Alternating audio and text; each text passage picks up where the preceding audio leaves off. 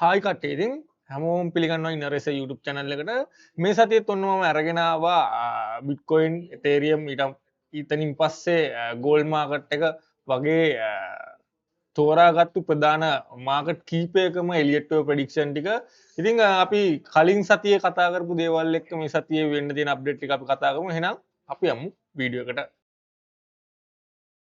මගේ පළවෙනි කොයින් එක විදිහට ක්‍රිප්ටෝ මාකට් එකේ බිට්කොයින් එක මම තෝරගන්නවා ඔයාලා වෙනුවෙන්. ඉතින් අපි කලින් සතියේ කතා කරා පුංචි සිනාරියෝ දෙකක් ගැන. ඉතින් ඒකෙන් මගේ ප්ලෑන් B එක මේ වෙද්දි මම මේන් ප්ලෑන් එක විදිහට අරගෙන තියෙනවා. ගිය සතියේ මගේ ප්ලෑන් B එක මේ සතියේ මම මගේ මේන් ප්ලෑන් එක විදිහට අරගෙන තියෙනවා.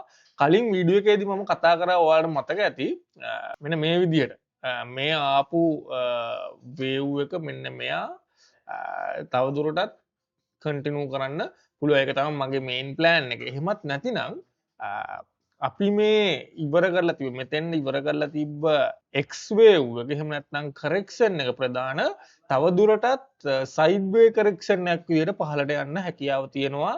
ඉතින් ඒ විදිහට આવොත් එම මෙන්න මේ වගේ zone එකකට ඇවිල්ලා නැවත මෙන්න මේ විදිහට Y wave එකක් නිර්මාණය කරලත් යන්න හැකියාව තියෙයි කියලා අපි කතා කරා. ඉතින් අපි කතා කරපු දෙවෙනි ප්ලෑන් එකේ විදිහට මාකට් එක ක්වික් ඩම්ප් එකක් වුණා ගිය සතියේ. ඉතින් දැන් අපි බලමු අපි කතා කරපු ප්ලෑන් එක වැඩ කරපු නිසා මෙතනින් ඉස්සරහට මොන වගේ ප්ලෑන් එකක් මෙන්න මේ බිට්කොයින් එකේ අපිට ගන්න පුළුවන්ද කියලා. ඉතින් මම කතා කරන්නේ ටෙක්නිකල් ඇනලයිස් එහෙම නැත්නම් එලියට් වේව් කියන තියරි එක බේස් කරගෙන මම බොහෝ වෙලාවට ප්ලෑන් A එකක් සහ B එකක් තියාගන්නවා. මොකද අපේ ප්ලෑන් A එක ඉන්වැලිඩ් වුණොත් යම්කිසි හේතුවක් නිසා අපිට පුළුවන් අපේ ප්ලෑන් B එක බලලා ඊළඟ පැත්තට ට්‍රේඩ් කරන්න. ඉතින් ඒක කොහොමත් එලියට් වේව් වලට අනිවාර්යයෙන්ම එලියට් වේව් ට්‍රේඩ් කෙනෙක් අනිවාර්යයෙන්ම යූස් කරන දෙයක්. ඉතින් දෙන අයිඩියා එක හරියටම බලන්න ඔයාගේ කන්ෆර්මේෂන් උත් මෙන්න මේ මම කියන තැන්වල තිබ්බොත් ඒ ට්‍රේඩ් එකට යන්න ඔයාලට හැකියාවක් තියෙනවා. ඉතින් මේ සතිය ඇතුළත මම බලාපොරොත්තු වෙනවා මෙන්න මේ X wave එක පහලින් නිර්මාණය කරන්න මාකට් එකේ කියලා. ඉතින් මම මේ සතියේත් ඔයාලට ප්ලෑන් දෙකක් දෙන්නම් අනිවාර්යයෙන්ම. මගේ මේන් ප්ලෑන් එක තමයි මේ දැනට හැදිලා තියෙන විදිහට මෙන්න මේ X wave එක ඔයාලා අමතක කරන්න. මෙන්න මේ දැනට හැදිලා තියෙන විදිහට මෙන්න මේක W wave එකකුත් wave X එකක් මෙන්න මේ වගේ අපේ channel හරහා ගත්තාම 1,08,000 වගේ level එකකට 1,09,000 වගේ level එකකට උපරිම 1,10,000 වගේ level එකකට වුණත් යන්න හැකියාව තියෙනවා. ගිහිල්ලා ඊළඟට මෙන්න මෙහෙම තව Y wave එකක් පහළට එන්න හැකියාව තියෙනවා. සාමාන්‍යයෙන් 99,000 98,000 97,000 ඔය වගේ price level එකකට drop වෙන්න හැකියාවක් තියෙනවා මගේ main scenario එක.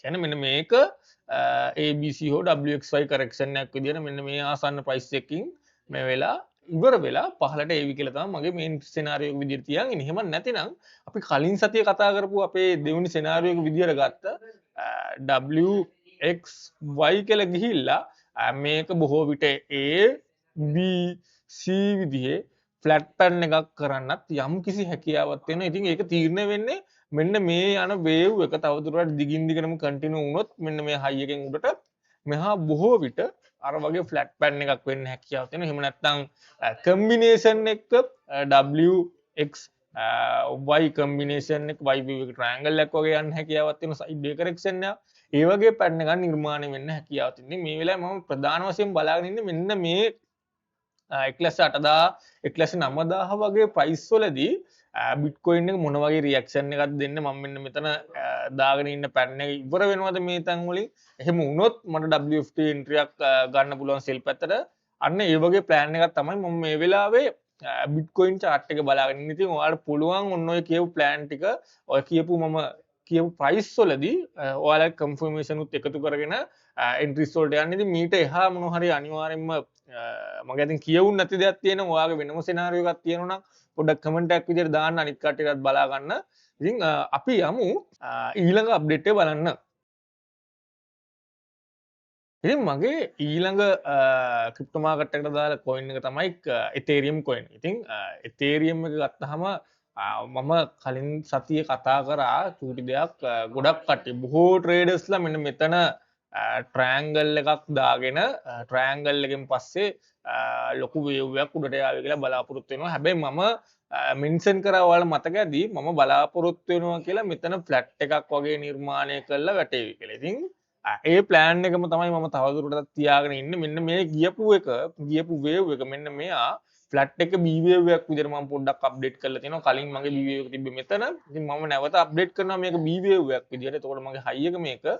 ඉතින් A B C විදිහට මම බලාපොරොත්තු වෙනවා ඩොලර් 2326 කියන ප්‍රයිස් එකෙන් පහළට මාකට් එක ඒවි කියලා එතේරියම් chart එකේ. මොකද බිට්කොයින් එක අපිට සෙල් සිනාරියෝ එකක් තියෙන හින්දා ප්‍රධාන සෙල් සිනාරියෝ එක දිගින් දිගටම වැඩ කරොත් එහෙම අනිවාර්යෙන්ම එතේරියම් chart එකත් මෙන්න මේ අපි කතා කරන ප්‍රයිස් වලට දිගින් දිගටම ඩ්‍රොප් වෙන්න හැකියාව තියෙනවා. ඉතින් මගේ ප්‍රධාන කොමන්ට් ටාගට් එක තමයි 2326 සහ 2108 කියන ප්‍රයිස් එක. ඉතින් මෙතනින් එහාට ත්‍රේයා ටාගට් තියෙනවා කියන එක අනිවාර්යෙන්ම මතක තියාගෙන එතේරියම් එකේ ට්‍රේඩ් කරන්න. එතකොට මේ වෙලාවේ ඔයාලා ඕල් කොයින් වල ට්‍රේඩ් වලට යනවා නම් අනිවාර්යෙන්ම එතේරියම් chart එක ෆලෝ කළ යුතුයි.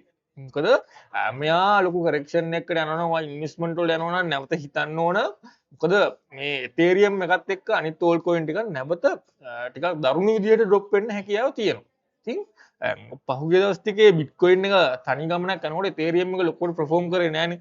ඒ නිසා මම අනිවාර්යෙන්ම හිතනවා මෙන්න මේ අපි කතා කරන කරෙක්ෂන් එක තවදුරටත් මෙන්න මේ ෆ්ලැට් වේව් 100ක තවදුරටත් කන්ටිනියු වෙන්න හැකියාවක් තියෙනවා කියලා. ඉතින් ඔයාලගේ මීට වඩා වෙනස් සෙනාරියෝ එකක් තියෙනවා නම් අනිවාර්යෙන්ම දාගෙන යන්න කමෙන්ට් එකක්. මෙන්න මෙහෙම එකක් තමයි මම මෙන්න මේ ලයිව් මාකට් එකේ ඇප්ලයි කරපු පැටර්න් එක කියලා. ඉතින් අපි යමු අපේ ඊළඟ අප්ඩේට් එකට.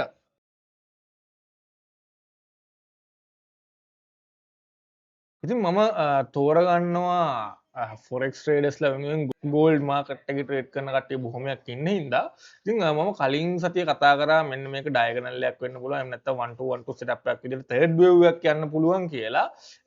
ඊට අමතරව මම තව අද චූටි දෙයක් තවත් විස්තර කරන්නම්. දැන් ගෝල්ඩ් මාකට් එක අප් වෙන්න හේතුව අපිට හිතන්න පුළුවන් ඊශ්‍රායලයේ පැත්තෙන් තිබ්බ යුද්ධමය වාතාවරණය කියලා හිතන්න පුළුවන්. ඉතින් යුද්ධයක් තියෙන අවස්ථාවක ගෝල්ඩ් ඊට පස්සේ ඔයිල් මෙන්න මේවා අනිවාර්යෙන්ම ප්‍රයිස් වල ඉහළ යාමක් සිද්ධ වෙනවා. මිල ඉහළ යාමක් සිද්ධ වෙනවාම මොකද යුද්ධයක් අතරතුර මේ යුද්ධය කන්ටිනියු කරගෙන යන්න ඔයිල් අවශ්‍ය වෙනවා අනිවාර්යෙන්ම. ඊටම අමතරව ඒ ඔයිල් මිලදී ගන්න ගෝල්ඩ් පාවිච්චි කරනවා. ආයුධ මිලදී ගන්න ගෝල්ඩ් පාවිච්චි කරනවා රටවල් විසින්. ඉතින් ඔන්න ඔය නිසායි යුද්ධයක් වගේ දෙයක් ලෝකෙ සිද්ධ වෙනකොට මෙන්න මේ ගෝල්ඩ් සහ ඔයිල් කියන මාකට් දෙක අනිවාර්යෙන්ම මිල වැඩි වීමක් සිද්ධ වෙනවා. ඉතින් අන්න ඒ දේත් එක්ක මෙන්න මේ තියෙන යුද්ධය තවදුරටත් කන්ටිනියු වුණොත් එහෙම අපිට හිතන්න පුළුවන් මෙන්න මේ අපි කතා කරන තර්ඩ් වේව් එක මෙන්න මේ තර්ඩ් වේව් එක දිගින් දිගටම කන්ටිනියු වේවි කියලා. ඒ කියන්නේ ගෝල්ඩ් ප්‍රයිස් එක සාමාන්‍යයෙන් 3600 4,000 වගේ ලෙවල් වලට ඉදිරියේදී ඉතා ඉක්මනින් යන්න හැකියාව තියෙනවා මෙන්න මේ කතා කරන විදිහට යුද්ධය දිගින් දිගටම කන්ටිනියු වුණා. ඉතින් ඒක තමයි මගේ මේන් සිනාරියෝ එක. ඊටත් අමතරව මම බලාපොරොත්තු වෙන තව එක දෙයක් තියෙනවා. අපි හැම වෙලේම ප්ලෑන් දෙකකින් යන නිසා මෙන්න මේ වේව් 4 එක. මෙන්න මේ වේව් 4 එක තවම හදලා ඉවර නැති වෙන්න පුළුවන් කියන මතය. තවම හදලා ඉවර වෙන්න නැති ඉවර නැහැයි කියන මතේ මට යම්කිසි සැකයක් එක්ක තාමත් තියෙනවා. ඒකට හේතුව මෙන්න මේ ගියපු වේව් එක අපිට අර අපි වෙනදා කතා කරන පැහැදිලි ඉම්පල්ස් වේව් එකක් නෙවෙයි. යා චුට්ටක් සංකීර්ණ විදියට ළඟ කැඩි කවුන්ට් ඇප්ලයි කරන්න අමාරු විදියට ගිහිල්ලා තියෙනවා. ඉතින් මෙතන ලීඩින් ඩයගනල් එකක් එහෙම දාලා ගන්නත් පුළුවන්. හැබැයි අවසානයේ එන්ඩින් ඩයගනල් එකක් ගිහිල්ලා අපි අද සෙල් ට්‍රේඩ් එකකුත් තරම් තියෙනවා මේ වෙද්දි. ඒ නිසා මම මගේ දෙවනි ප්ලෑන් එක විදිහට මෙයා W wave එකක් WXY විදිහට පහලට ඩ්‍රොප් වේවි කියලා බලාපොරොත්තුවක් තියාගෙන ඉන්නවා. එහෙමත් නැතිනම් අපි වේව් 4 එක ඉන්න නිසා මෙයා ට්‍රයැන්ගල් එකක් වෙන්නත් හැකියාව තියෙනවා. දැන් මේක A B ඊපස්සේ C D E කියලා සයිඩ් වේ කරෙක්ෂන් එක නිර්මාණය වෙන්නත් හැකියාව තියෙනවා. ඉතින් අපි කොහොමත් ගෝල්ඩ් වගේ එකක සිම් ට්‍රේඩ් කරන්න නැති හින්දා අපිට ලෝ ටයිම් ෆ්‍රේම් වලට තමයි මේක ට්‍රේඩ් කරන්න තියෙන්නේ. ඉතින් ඔයාලා කන්ෆර්මේෂන් නැතුව දැන් උදේ ඔයාලා මේ මාකට් එක බලුවා නම් මෙතන ලස්සනට සෙල් සෙටප් එකක් තිබ්බා. මෙන්න මෙතන සෙල් සෙටප් එකක් තිබ්බා. ඉතින් ඒක මේ වෙද්දි ලස්සනට ඩ්‍රොප් වෙන ගමන් තියෙන්නේ. ඒක තවදුරටත් මෙන්න මේ වගේ ප්‍රයිස් වලට පවා ඩොලර් 3,380ට වගේ ප්‍රයිස් වලට පවා ඩ්‍රොප් වෙන්න හැකියාව තියෙනවා. ඉතින් පොඩ්ඩක් අනිවාර්යයෙන්ම ගෝල්ඩ් මාකට් එක වොච් කරගෙන ඉන්න. මොකද මම ඔයිල් මාකට් එකත් විශේෂයෙන්ම ඇනලයිස් කරා. අන්න ඒකේ මම බලාපොරොත්තු වෙනවා ටිකක් ලොකු සෙල් එකක් ඒවි කියලා. ඒකට හේතුව මට එලියට් වලින් යම් කිසි දේවල් ටිකක් පෙන්නුවා. අන්න ඒකත් එක්ක ගෝල්ඩ් මාකට් එකත් අපි අර පහළට කතා කරපු විදියට ඩ්‍රොප් වෙන්න හැකියාව තියෙනවා. ඉතින් ඔයාලට හයර් ටයිම් ෆ්‍රේම් කන්ෆර්මේෂන් එන්ට්‍රියක් ගන්න උවමනාවක් තියෙනවා නම් මම ඔයාලට චූටි ක්‍රමයක් විස්තර කරලා දෙන්නම්. මෙන්න මේ විදියට ඔයාලට පුළුවන් ඒ දේ සිද්ධ කරන්න. මෙන්න මේ විදියට. ඉතින් මෙන්න මේ ලෙවල් එක බ්‍රේක් වුණොත් channel එකේ මෙන්න මේ ලෙවල් එක බ්‍රේක් වුණොත් ඔයාලට එන්ට්‍රියක් තියෙනවා. මෙන්න මෙතනත් ලෙවල් එක බ්‍රේක් වෙලා තියෙන හින්දා මෙතනත් එන්ට්‍රියක් තියෙනවා අනිවාර්යයෙන්ම. ඉතින් ඔයා දන්නවනම් WFT method එකෙන් නැත්නම් ඔයාලට low time frame එලියට් වලින් කවුන්ට් කරන්න පුළුවන් නම් මෙතන ගිහිල්ලා ඒ එන්ට්‍රි එක ගන්න පුළුවන්. සාමාන්‍යයෙන් දිගින් දිගටම අර ඔයිල් මාකට් එකත් එක්ක මෙයා පහළට වැටෙන්න ගත්තොත් අනිවාර්යයෙන්ම ලොකු වෙනසක් වේවි ගෝල්ඩ් වල. ඉතින් ඒ කියන කාරණා ටිකක් මතක තියාගෙන අපි යමු ඊළඟට. දැන් මම කලින් සති SPX 500 එක තමයි කතා කරේ. හැබැයි දැන් මෙන්න ලෝකයේ තියෙන යුදමය වාතාවරණයත් එක්ක මම අද අරගෙන එනවා ඔයිල්. ක්‍රූඩ් ඔයිල් ගත්තාම යුද්ධයක් නිසා අපිට අනිවාර්යෙන් කතා කරන්න සිද්ධ වෙනවා මේ වෙලාවේ. සාමාන්‍යයෙන් මම ට්‍රේඩ් කරන එකක් නෙවෙයි මේක. හැබැයි මේ වෙලාවේ මම බලාපොරොත්තු වෙනවා මේකේ වොලටිලිටි එක වැඩි නිසා අපිට සෙටප් එකක් හදාගෙන ට්‍රේඩ් එකට යන්න හැකියාවක් තියෙනවා කියලා. ඉතින් ඩේලි ටයිම් ෆ්‍රේම් එකෙන් ගත්තාම අපි ඉන්නේ වේව් X එකක් ඇතුලේ. අපි ඉන්නේ වේව් X එකක් ඇතුලේ. ඉතින් මම මේක කලින් කවුන්ට් කරපු chart එකක් තිබ්බා. හැබැයි ඒකේ පොඩි දේවල් ටික මම වෙනස් කරලා අප්ඩේට් කරලා ගත්තටක් ගාලා මම බලාපොරොත්තු වෙලා හිටියේ කලින් මෙන්න මෙතන ඇත්තරම ට්‍රයැන්ගල් එකක් වගේ නිර්මාණය කරලා මෙන්න මේ X එක මෙහෙට ඇවිල්ලා ඉවර වෙලා කෙලින්ම රන් එකක් යාවි කියලා. හැබැයි මම බලාපොරොත්තු වුණ දේවල් මගේ යම්කිසි මගේ කවුන්ට් එකේ තිබ්බ රූල්ස් කීපයක් බ්‍රේක් වුණ නිසා මම මෙයාව කොන්ට්‍රැක්ටින් ඩයගනල් එකක් විදියට ඒක යන ලීඩින් ඩයගනල් එකක් විදියට ඇප්ලයි කරලා තියෙනවා. ඉතින් අර ටෙක්ස්ට් බුක් එකේ තියෙන විදියට හරි ලස්සන නම් ගිහිල්ලා නැහැ. චුට්ටක් ඇන්ගල් එකේම වෙනස් විදියට තමයි ගිහිල්ලා තියෙන්නේ.